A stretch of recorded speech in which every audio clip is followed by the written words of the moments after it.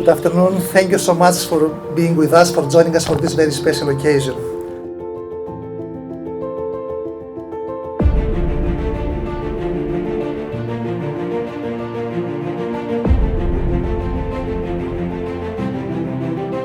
We're going to ask Panos and Chip to do the unveiling first.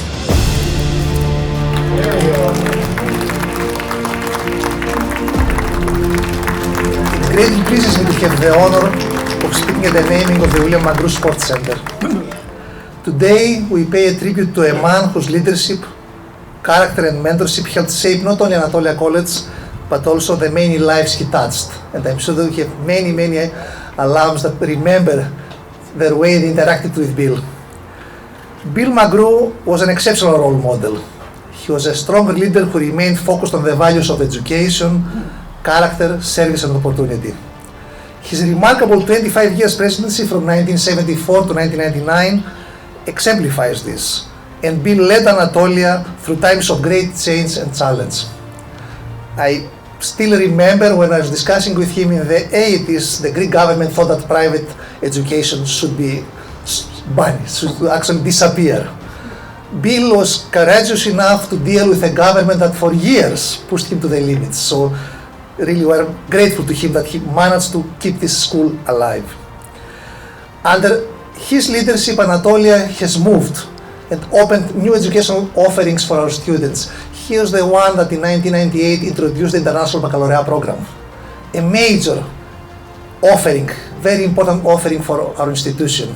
I should say, and I make a small parenthesis here, just a few weeks ago we heard that many of our students of the IB actually were placed in amazing universities in the US, in Europe, the UK.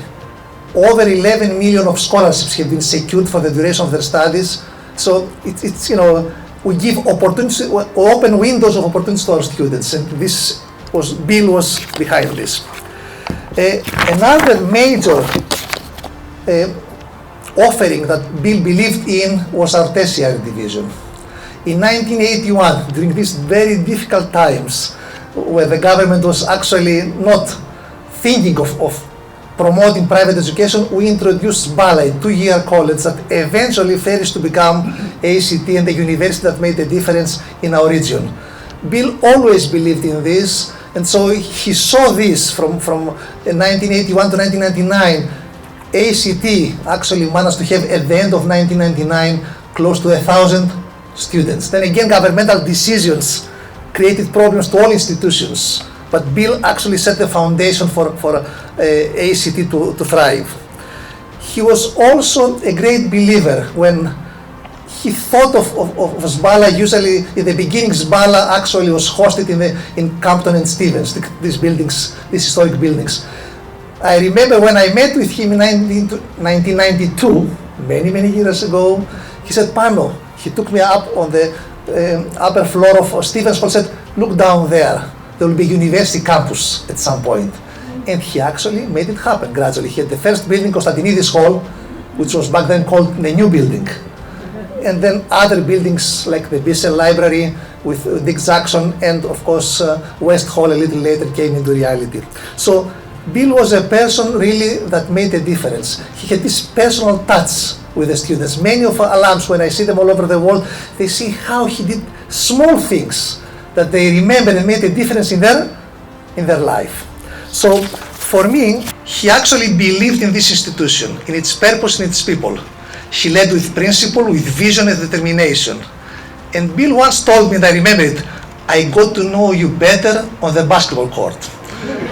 Truly, we played basketball at least once or twice a week. So he kept on, saying, you need to push yourself more and more. So it's, he was a kind of guy that was always engaged. And I'll finish with a very personal note.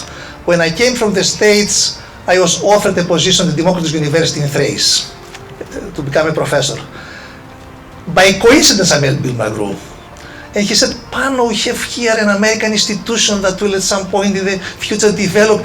Forget about public universities, they are horrible places. So for a year, I taught at both. I was part-timer here and I taught also at Democritus University. He persuaded me. contrary to what my father, who was a university professor, told me. So I joined Anatolia. And all that he actually promised, not me, all of us really materialized. So I'm really indebted to him. I think all of our institution has seen a person that had the courage and the vision to make this institution thrive. So thank you so much. It's wonderful to be here today just to honor him. Thank you.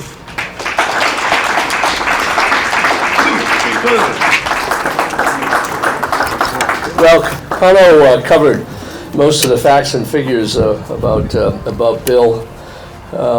He did serve for 25 years, which really puts him up in the Hall of Fame of presidents or heads of school in any league that you play in, that's for sure.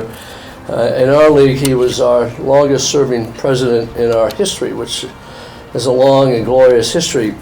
Prior to joining Anatolia, Bill, like Dick Jackson, was a foreign service officer here in Greece.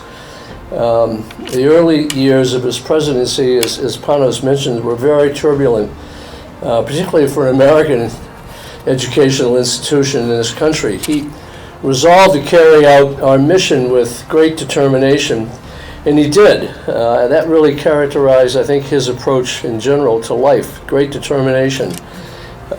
He implemented the board's policy goal of establishing a higher education division, SPALA, now ACT, seemed to meet with public policy resistance at every juncture.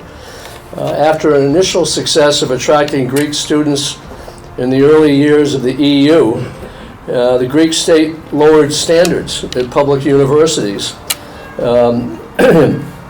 which also failed to recognize degrees from private institutions.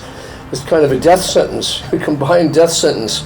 On the other hand, Bill met those challenges with unwavering determination, and somehow we got through, and somehow we persevered, and ACT survived, much to everybody's amazement.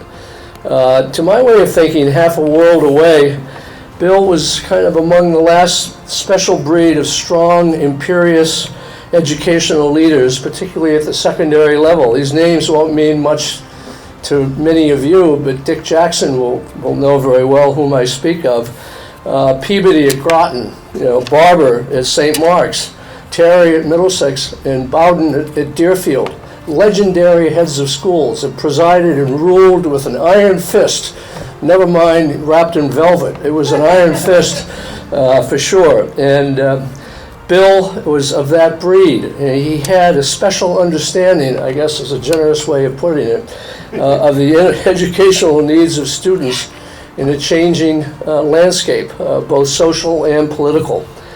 Above all, Bill was an accomplished historian. I think he had a PhD in history. Yes. Some know that, some don't.